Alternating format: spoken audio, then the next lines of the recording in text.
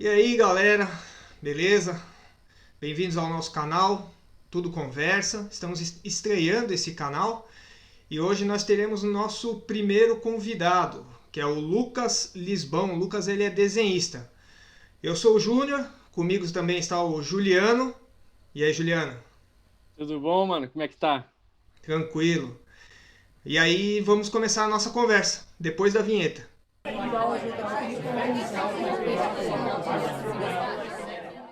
Então, pessoal, o objetivo do nosso canal é conversar com pessoas de diferentes ramos de atividade. A gente quer entender como é o começo de uma atividade de trabalho. Fora esse canal, eu tenho um serviço, tenho um chaveiro, o Juliano também tem um serviço dele à parte. E a gente quer entender como é o começo, que geralmente o começo de um trabalho ele é bem difícil, pelo menos os cinco primeiros anos desse do que você for fazer tem muitas dificuldades, tanto pessoalmente como profissionalmente, e às vezes um interfere no outro. Então o objetivo é a gente conversar com várias pessoas, saber quais são essas dificuldades, porque essa dificuldade pode ser a sua dificuldade. Ou também pode ser que você, vendo o que essas pessoas fizeram, você decida que você não quer mais trabalhar com isso, quer ir para outro ramo, enfim. Então, o objetivo é esclarecer essas coisas. E hoje nós estamos com o Lucas. Queremos agradecer o Lucas por participar aqui do nosso primeiro episódio, né, o nosso piloto. Espero que vocês gostem.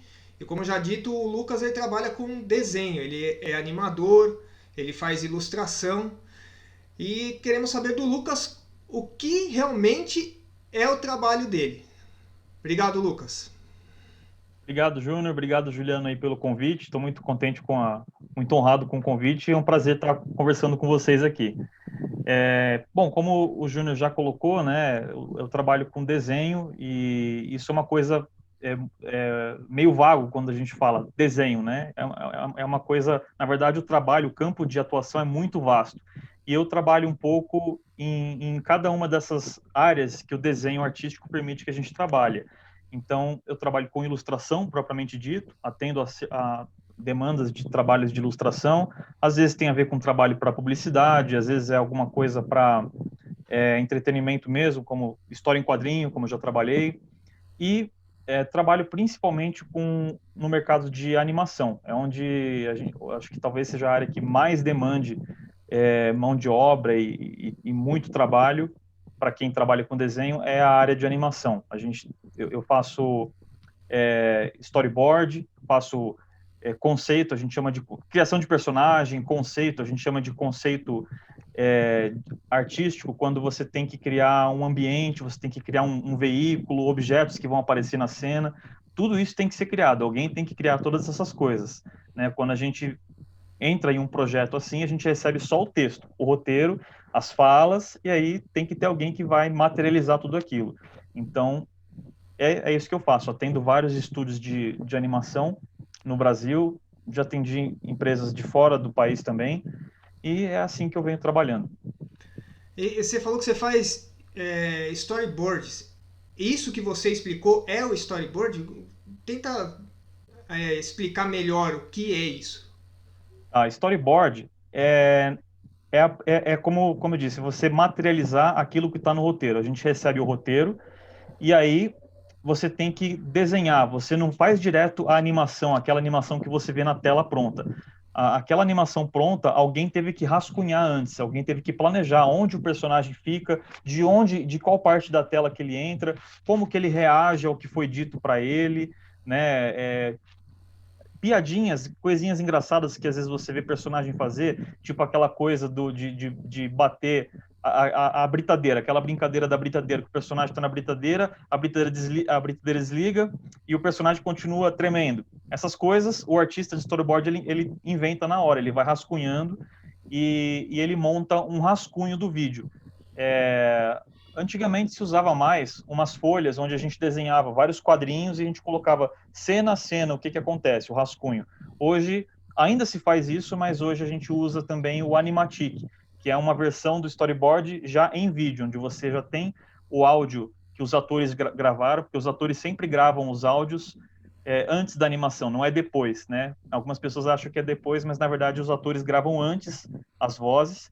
Então a gente recebe as vozes dos atores, coloca na nossa timeline, no projeto, no software de trabalho que a gente usa para fazer storyboard, e aí a gente começa a desenhar, e vai desenhando, e no final a gente tem um vídeo inteiro, um rascunho. Isso ajuda a equipe de produção a determinar quanto vai custar, né? Às vezes a gente propõe ali uma cena que tem muita coisa se mexendo ao mesmo tempo, muito personagem, às vezes é bonita, mas o produtor, ele olha e ele fala assim, não, mas isso aqui vai ficar caro, reduz, né? Ou faz a câmera ficar um pouco mais fechada em um detalhezinho só, para não ter que mostrar um monte de gente na tela ao mesmo tempo. Um monte de gente, de personagem na tela, é um monte de bonequinho se mexendo, é um trabalho enorme para se fazer e custa muito dinheiro. A animação custa muito dinheiro.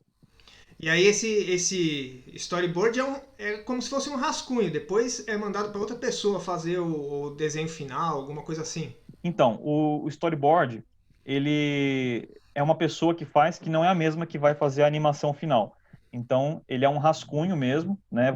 A gente não é colorido, às vezes uma coisinha ou outra a gente coloca cor, só se for uma coisa muito importante, tipo alguma coisa que pisca na tela, que você tem que chamar a atenção, mas geralmente ele é todo preto e branco, é um rascunho, a gente não é super caprichado, algumas pessoas capricham mais, outras menos, mas é um rascunho mesmo, só para você entender. O personagem ele tem que estar nas proporções exatas, você não precisa caprichar demais, mas ele tem que estar dentro das proporções dele, do tamanho certo, ele em relação ao cenário, ele em relação aos outros personagens, tudo bonitinho, e a gente coloca as ações principais dele, a gente não coloca todos os movimentos, porque todo filme que a gente vê, o que a gente está enxergando na tela são 24 quadros por segundo. E o desenho animado que a gente assiste na televisão, você está vendo 24 desenhos que alguém desenhou, né? Claro que existem métodos de animação hoje que economizam isso. Você não tem que ter uma pessoa desenhando literalmente todos os 24 quadros, né? Existe o 3D, existe o que a gente chama de método cutout, que é como se fosse recorte, um esquema de recorte, e existe a animação clássica, que é igual aqueles clássicos Disney, os antigos, né? Que era desenhado realmente quadro a quadro, 24 quadros por segundo. Mas é muito trabalho, realmente é uma equipe grande que precisa, então tem um artista de storyboard, geralmente em um projeto tem vários artistas de storyboard, cada um cuida de uma parte do filme, e o artista de storyboard ele faz esse rascunho. Aí o diretor aprova, ou não, ele pede para modificar, mas depois que o diretor aprova, o diretor passa esse trabalho para os animadores, que são os que vão fazer o desenho final, colorido, do jeito que ele vai para a tela. Legal, e isso é o que você faz hoje, especificamente? Ou você tem outras coisas dentro da sua área que você faz hoje? Dentro da área de animação existe também o que não existe um termo em português para isso, é concept art, né? Então uma produção precisa que tenha alguém que crie um cenário, que crie um objeto de cena, né? Então eu já fiz esse tipo de trabalho também, mas principalmente storyboard. O que eu mais faço é storyboard, tanto para produções de desenho animado mesmo ou de cinema, como para trabalho publicitário, trabalhos de comercial de televisão, não parece que precisa de tanto trabalho assim, mas por trás dos bastidores tem muito trabalho envolvido e a gente tem que ter esse trabalho de storyboard também. Então eu já fiz bastante trabalho assim publicitário também. Mas como que você começou? Desde pequeno que você desenha? Você foi se profissionalizando? Tem alguma formação para desenhista ou para esse trabalho que você faz? Como em qualquer área, existem sempre os cursos, né? Mas, assim, quando a gente está falando de trabalho artístico, a gente não é a mesma coisa como você fazer um curso sei lá, de uma outra área qualquer e você sai daquele curso formado, capacitado e pronto para exercer. Não. Um curso, as pessoas às vezes me perguntam, você recomenda curso? Às vezes perguntam para mim, você me dá um curso e tal? Pessoas me pedem bastante isso.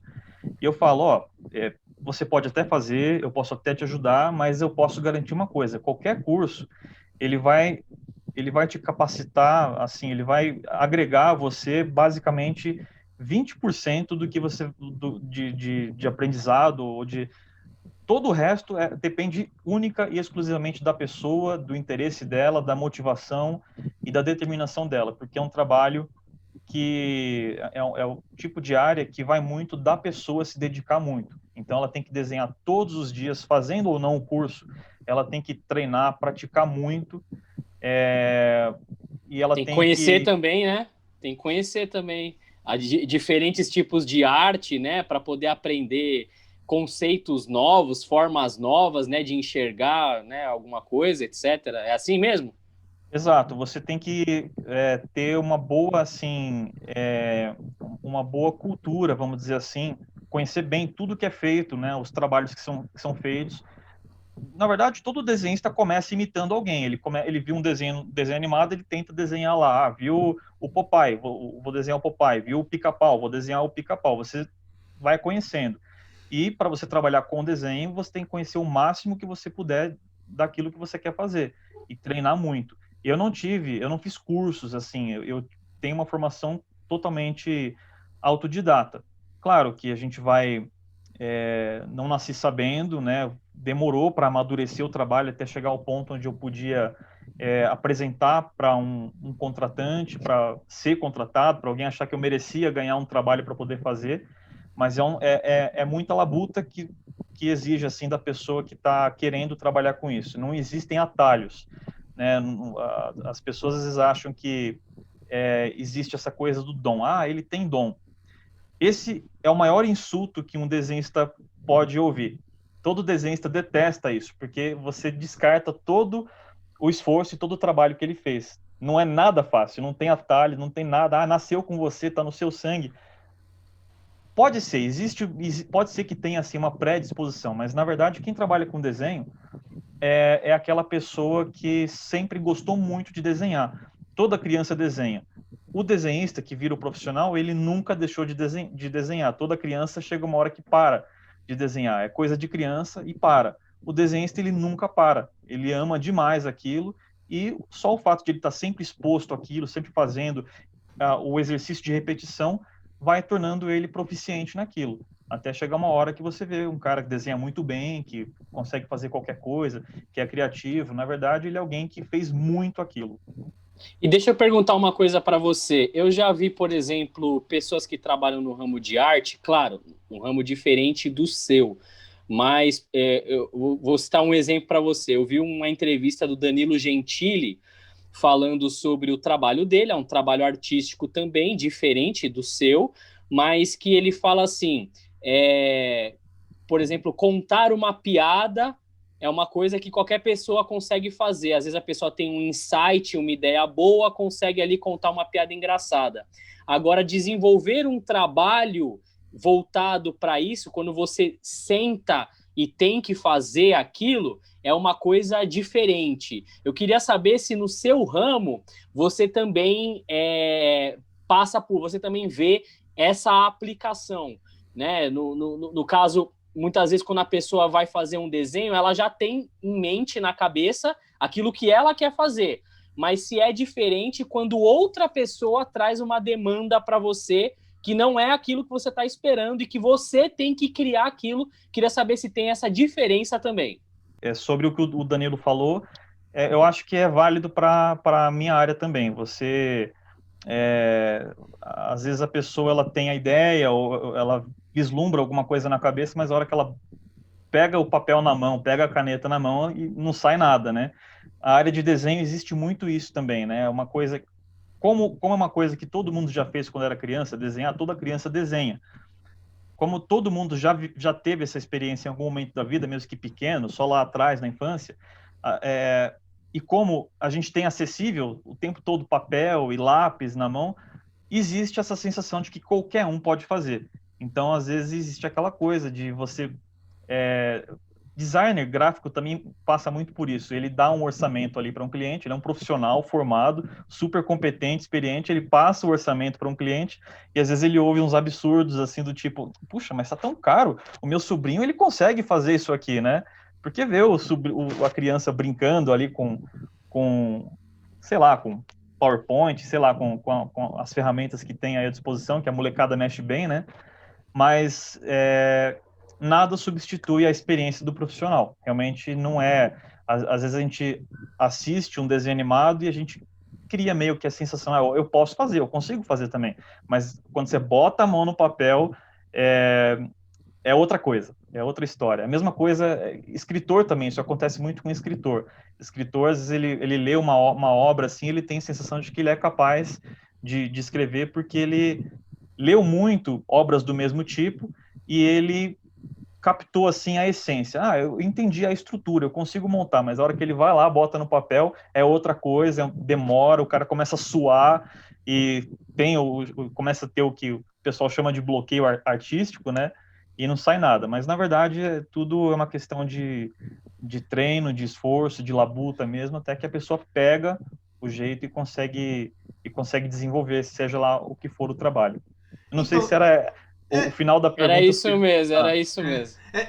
só acrescentando, porque o que eu achei interessante que o Juliano falou é que às vezes, por exemplo, você tem a sua ideia e você desenvolve a sua ideia. Você tem aquele insight. Bom, agora eu tenho isso aqui, eu quero fazer desse jeito. Agora, pegar a ideia dos outros e desenvolver a ideia dos outros, eu acho que é bem mais difícil.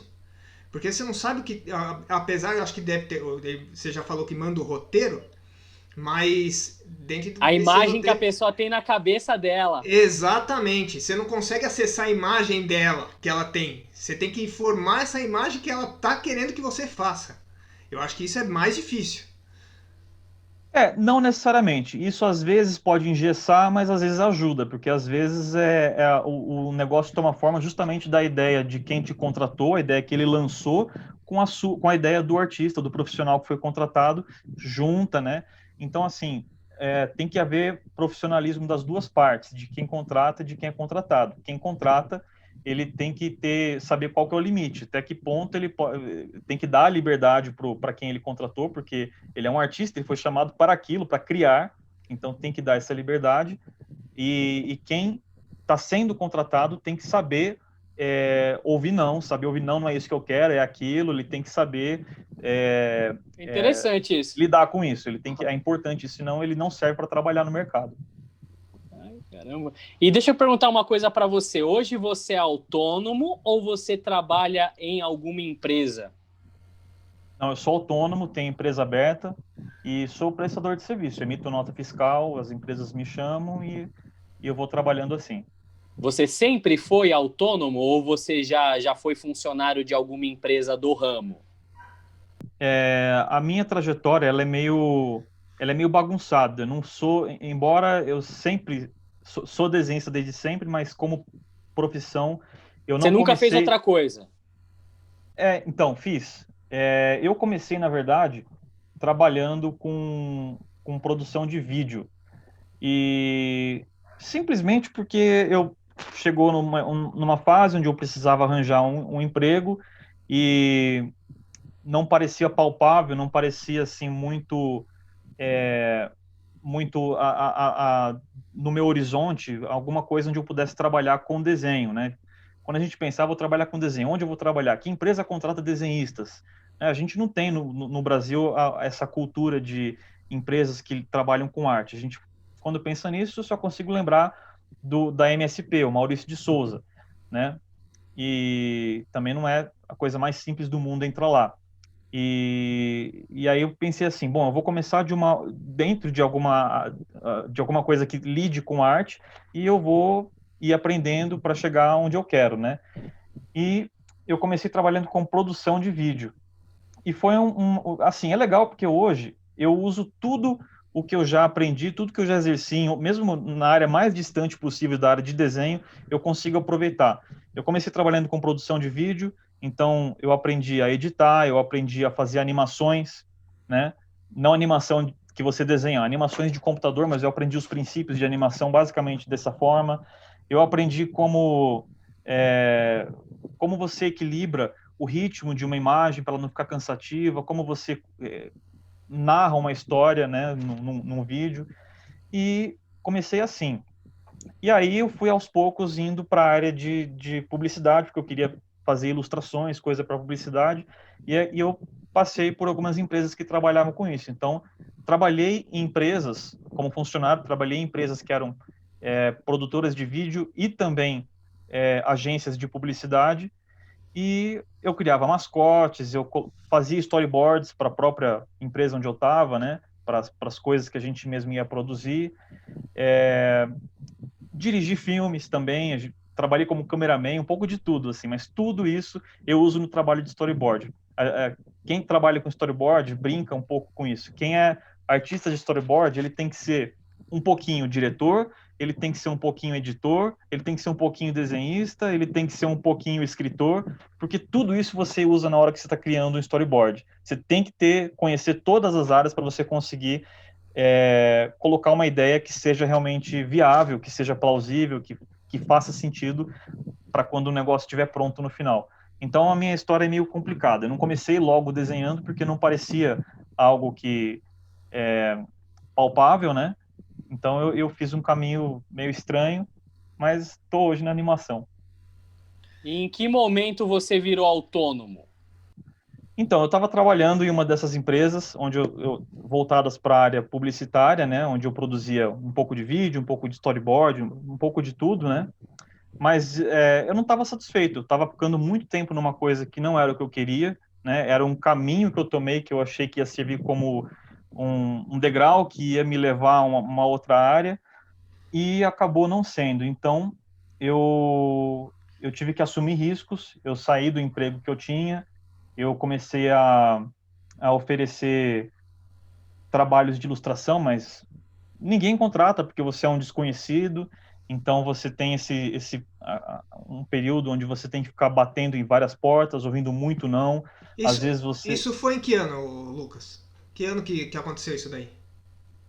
Foi em 2013, 2014, por aí, quando eu saí do último emprego que eu tinha e eu eu falei, não, chega, não, porque chega uma hora que acho que acontece com qualquer pessoa, assim, não se trata de seguir o sonho, é uma coisa assim, às vezes você gosta muito de uma coisa, você sempre quis aquilo, focou naquilo, e se você fica forçando o outro lado, você acaba, você fica deprimido, você não fica legal e nem faz direito aquela outra coisa que você está fazendo. Eu sempre soube que eu queria ser desenhista, nunca parei de desenhar, sempre fiquei trabalhando com isso, e eu falei, não dá mais para eu ficar nesse caminho. Inclusive, estava ganhando muito mal também.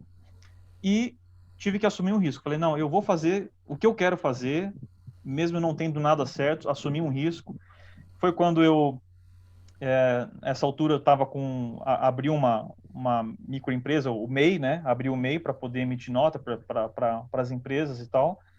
E falei, tem que começar por algum lugar. Eu não vou conseguir um trabalho grande num estúdio de animação assim, porque eu sou um desconhecido, não tenho amostra o suficiente para apresentar para eles. Essa é uma outra dificuldade quando eu tive que assumir esse risco, porque você assume um risco e você corta aquela sua fonte de renda.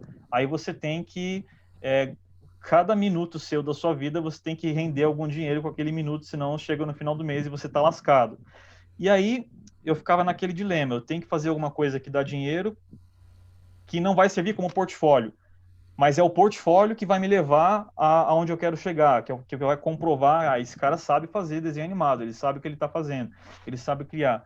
Então, eu assumi alguns riscos, passei alguns meses assim apertado, mas aos poucos eu fui construindo portfólio, fui construindo um nome, fui me fazendo presente e para pagar as contas, né, para garantir, eu fiz trabalhos de caricatura, uma coisa que eu nunca quis fazer, mas era um jeito de pelo menos eu estar na área de ilustração, ser conhecido como um ilustrador e eu ofereci esses trabalhos.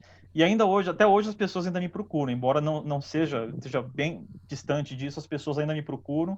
E às vezes se eu estou com tempo, eu até atendo, mas geralmente quando eu estou atendendo esses estúdios de animação, eu não consigo ter tempo para essas encomendas assim. Mas eu fico até lisonjeado com o carinho que as pessoas que seguem lá no Instagram gostaram bastante e continuam às vezes me pedindo. Não é o meu foco, mas assim, às vezes eu consigo atender. Não sempre, mas às vezes eu consigo. E quando você virou autônomo, você teve que fazer um investimento financeiro para isso? Então, o investimento para trabalhar com desenho ele é relativamente pequeno. Hoje em dia, tudo é digital, né? Antigamente você trabalhava no papel, tal, os trabalhos eram digitalizados para ir para uma impressão ou para mídia final, seja ela qual fosse.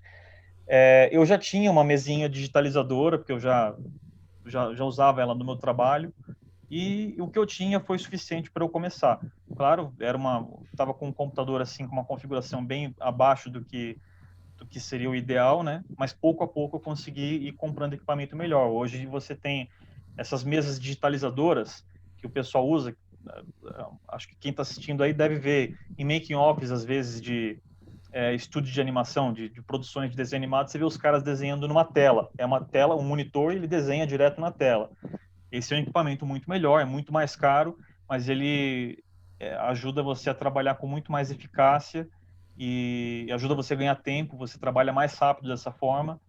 E aos poucos eu consegui investindo. Acabou que eu estava indo na área de vídeo, ganhava muito pouco, e hoje tendo assumido o risco e tendo ido na direção que era para eu ter ido desde o início, eu consigo ganhar muito mais do que eu ganhava fazendo o que eu fazia antes.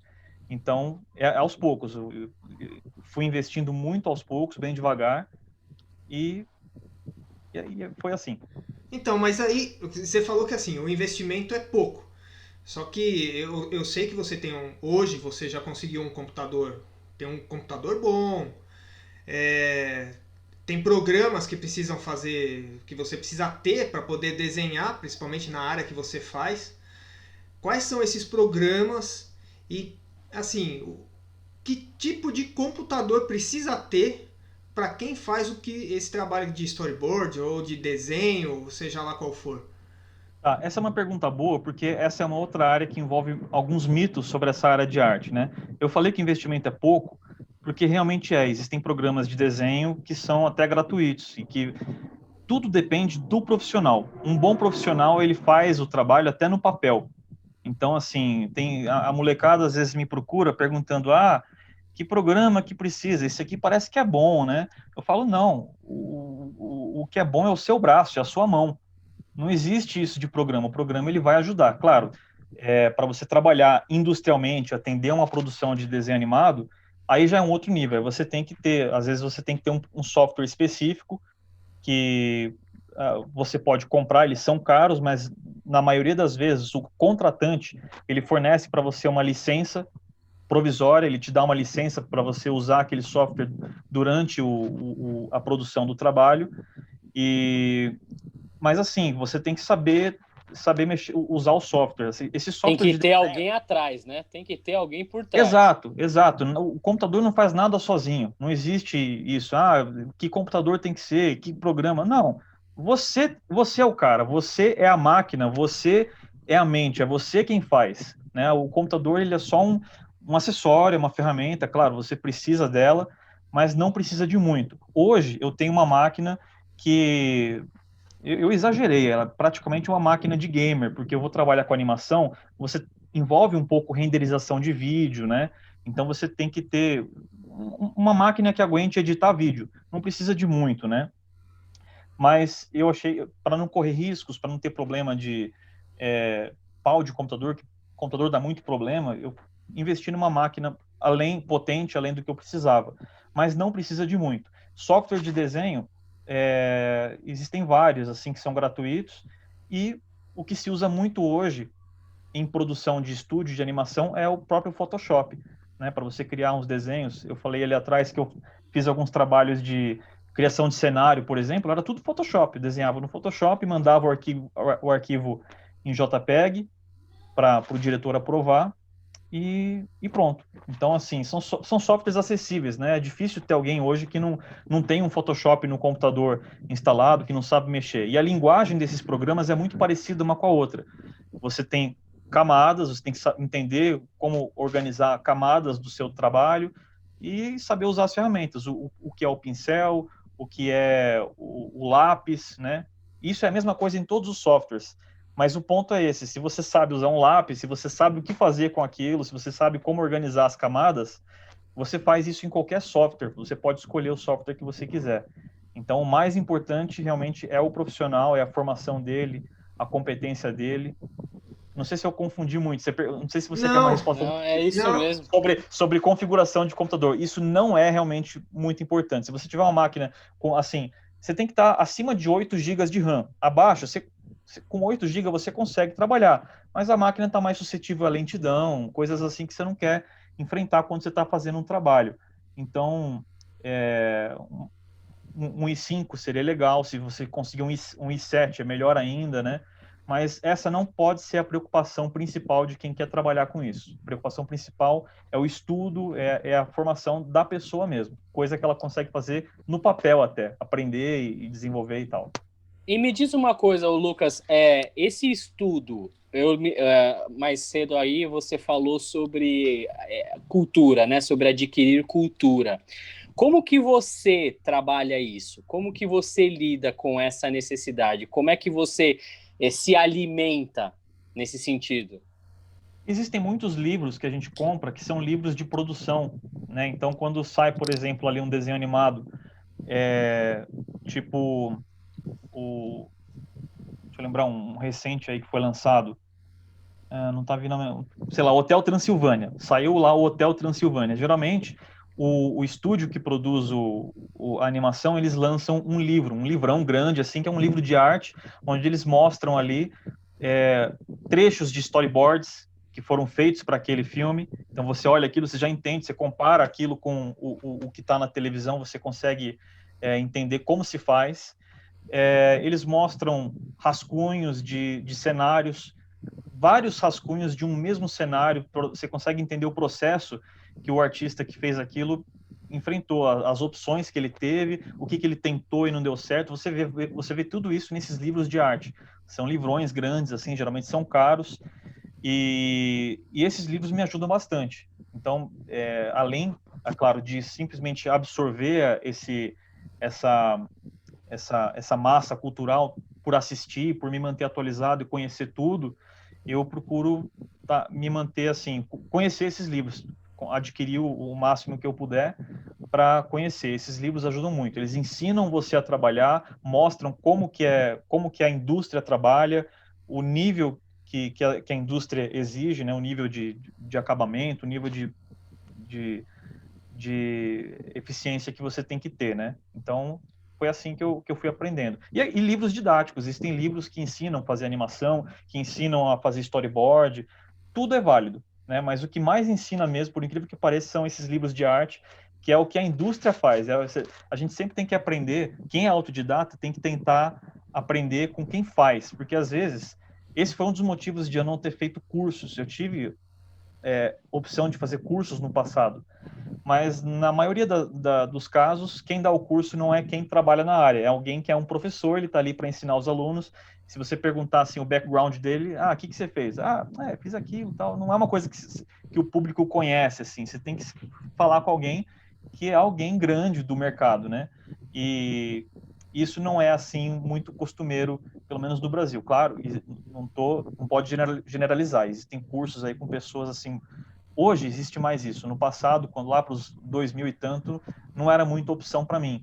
Então eu concluí que eu ia me desenvolver melhor se eu continuasse seguindo esse caminho de como autodidata mesmo, e aprendendo, e enfim. E é claro, você tem que ter contato com algum profissional também. Você tem que vai fazendo umas amostras, mostra. E aí, o que você achou? Você acha que tá legal, né? Aos poucos a gente vai aprendendo.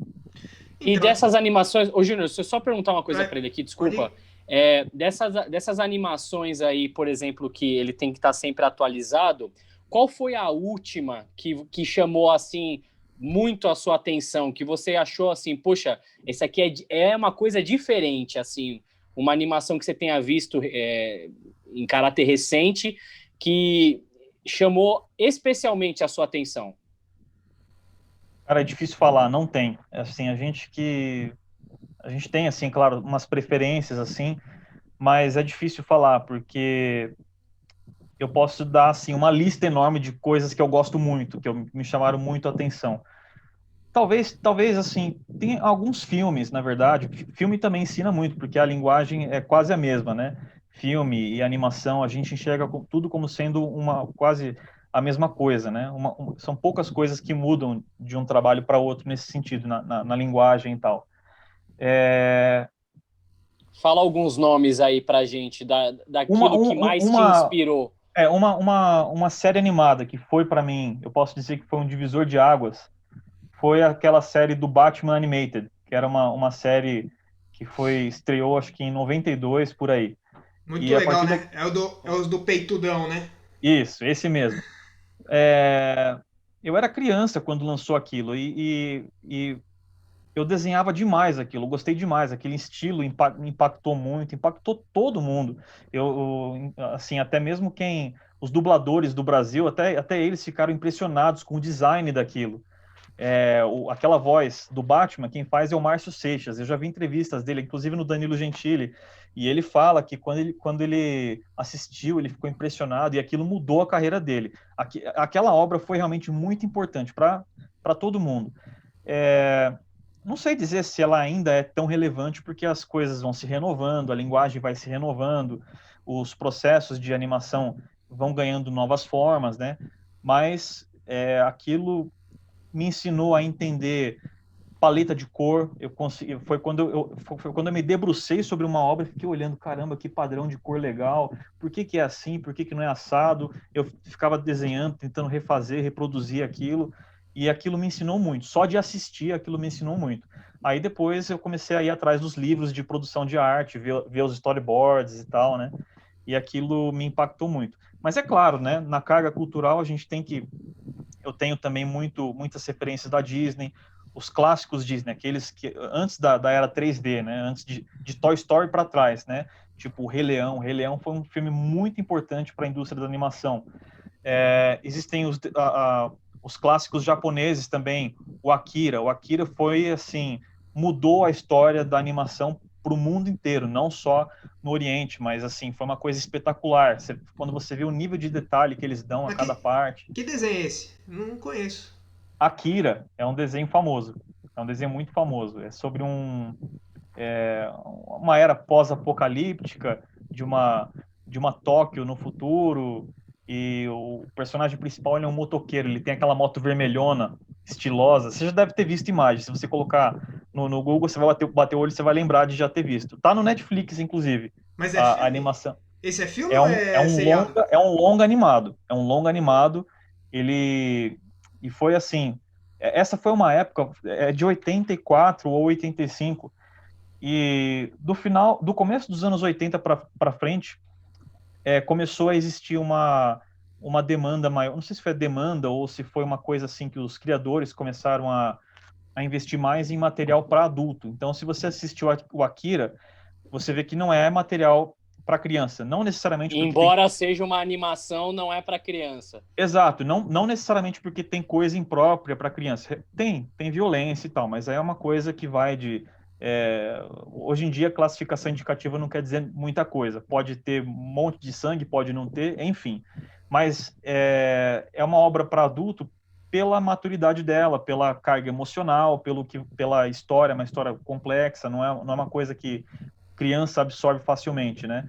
Criança quer mais pirotecnia, quer ver a explosão, quer ver a ação, assim, e tem animações assim que você assiste parece um filme. É para adulto, você tem diálogos longos, tem uma coisa muito emotiva, não é necessariamente para criança, mas são obras muito ricas assim em detalhes técnicos, tanto artísticos como de narrativa, e que são muito apreciados assim por todos os artistas assim da indústria da animação no mundo todo. Então são obras assim muito importantes mesmo. E nessa parte de carga cultural, eu não falo só de desenho animado, de animação ou de filmes, cinema, quadrinhos também. Sempre li muito quadrinho e o meu estilo de arte ele reflete muito isso. Você percebe muito a coisa, está muito presente a coisa da história em quadrinho. Ah, O que eu ia voltar um pouco, Lucas, é quando você falou que saiu da outra empresa em 2014, né? Então tem 7 anos mais ou menos que você trabalha por conta, que você é o autônomo mesmo. Agora a gente pode falar que você está estabilizado. Aí você falou também que no meio tempo, enquanto você está trabalhando, você também pediu ou ainda pede ajuda para um, ajuda para outro, para ir vendo qual é a qualidade, né? Os 5 primeiros anos para você, qual foi a pior coisa que você passou dentro desse seu trabalho?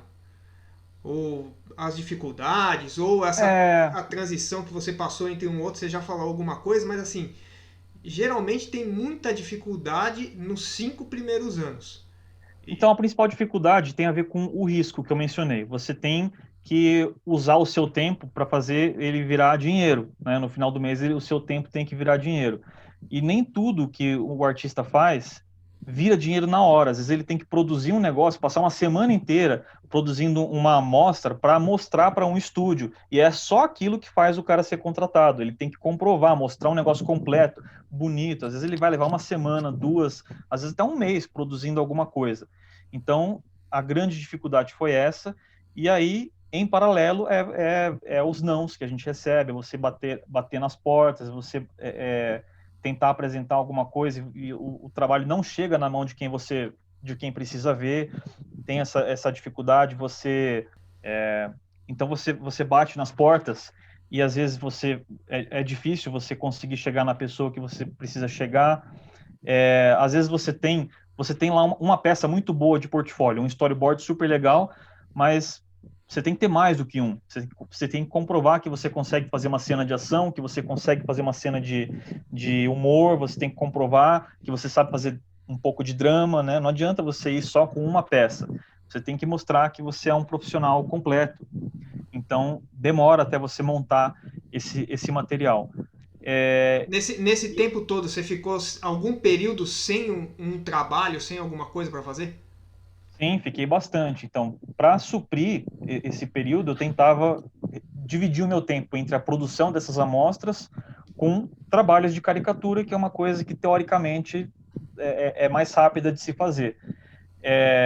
Mas, ao mesmo tempo que eu tinha que me dedicar aos storyboards, eu tinha que me dedicar a fazer um nome com caricatura, porque senão ninguém ia procurar e não ia adiantar nada. Então, demorou até eu conseguir. Eu tive que começar cobrando muito baixo, aí demorou para eu conseguir melhorar o preço, demorou para começar a ter mais procura, pessoas me procurando, e foi um período assim muito difícil.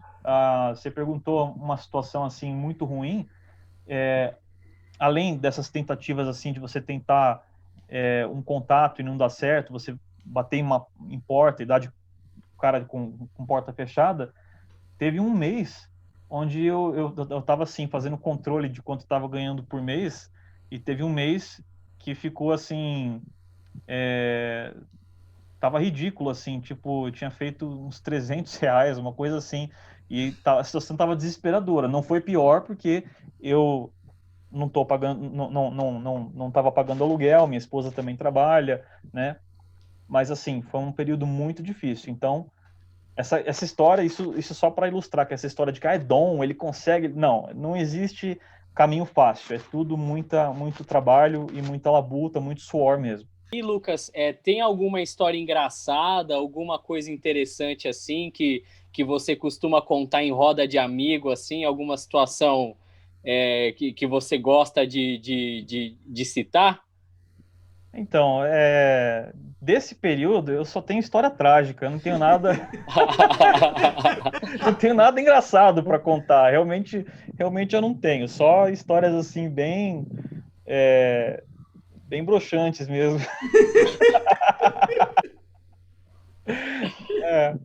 Desse período não tem história engraçada não, mas eu tenho história engraçada assim de quando eu consegui os trabalhos assim relevantes mesmo, que alguns deles ainda não foram lançados, até por isso eu não posso falar sobre eles por causa de contrato, né? Então, tem coisa que quando a gente trabalha com arte, as pessoas perguntam, mas o que você já fez, né? A pessoa quer ouvir um nome conhecido, alguma coisa que está na televisão, né? E por muito tempo eu fiquei com essa, isso, aquilo, não tem nada que você conhece, né? Hoje eu tenho já coisa conhecida, mas eu ainda tá para lançar e ainda não posso falar. Tem umas coisas bem legais. Olha o suspense. Mas quando eu comecei a conseguir trabalhos assim, desse tipo, eu me dediquei tanto, assim, é uma coisa assim que você, opa, agora vai dar certo, sabe? Eu tenho que dar o máximo de mim. Então, trabalhei que nem louco, muitas horas, me dediquei bastante, fiz o melhor que eu podia, né? E me esforcei muito. E foi um período em que eu comecei a ter uns pesadelos, assim, à noite, do tipo, eu sentia que, por mais que eu me dedicasse, eu sentia que não era o bastante. Eu sentia assim, cara, se não der certo, você vai passar fome, vai dar errado, vai dar errado, vai dar errado. Muita ansiedade, né? E aí, quando eu já tava do trabalho, já tava rolando, eu comecei a ter uns pesadelos, assim, do tipo, no sonho, eu tô dormindo, eu acordo, e o diretor, ele tá na porta, assim, do meu quarto. Você tá dormindo ainda? Tipo, você não tá fazendo o máximo que você pode? Eu me sentia culpado de descansar, sabe? Então, nunca falei isso pra ninguém. Espero que esse diretor não esteja vendo isso agora. Assim, aqui em casa é uma história engraçada essa. Muito bom. E... desculpa, Júnior, pode falar. Não, pode continuar. E você tem alguma dica para quem está começando nesse ramo? Assim, poxa vida, eu quero trabalhar com desenho. Você tem, assim, alguma dica para passar para essa pessoa? Então, o principal é estudar mesmo, né? Você absorver essa cultura, conhecer tudo que está sendo feito, tentar reproduzir. Você tem um desenho que você gosta, tenta desenhar, tenta ilustrar uma sequência disso que você está vendo. Quando você tenta reproduzir, você vai errar, você vai perceber onde você errou, você vai refazer. Então, uma coisa muito importante é sempre guardar os desenhos. Tem muita molecada que quer aprender a desenhar e não tem o hábito de guardar os desenhos, os antigos, né? Vai jogando fora, vai descartando, vai perdendo.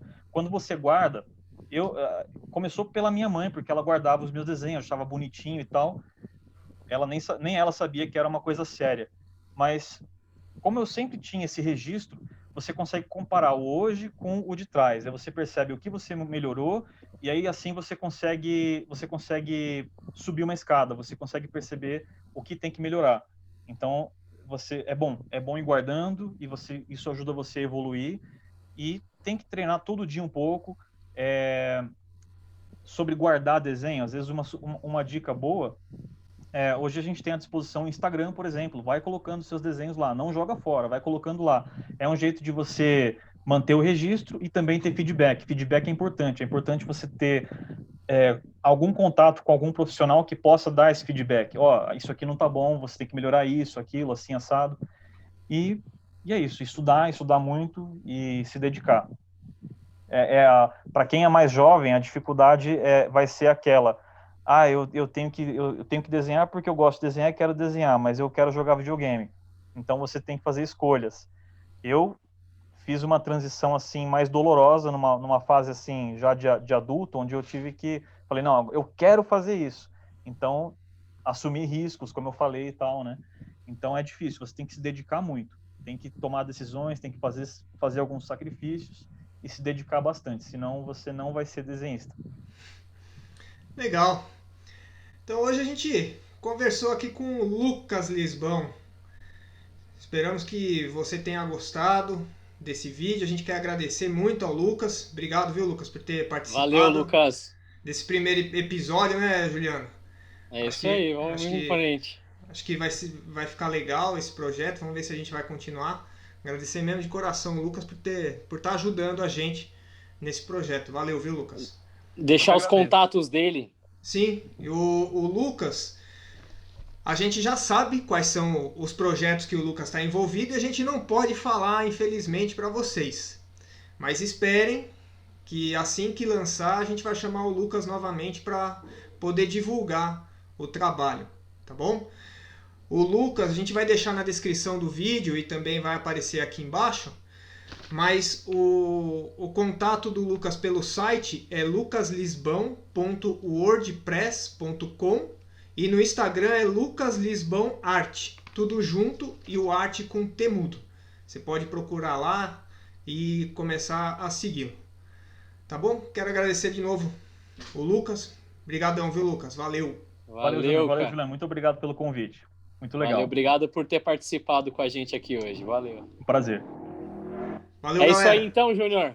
É isso aí. Valeu, galera. Até mais. Juliano. Falou, mano. Valeu, cara. Falou, Valeu, até gente. mais. A gente vai se Tchau pra falando. vocês.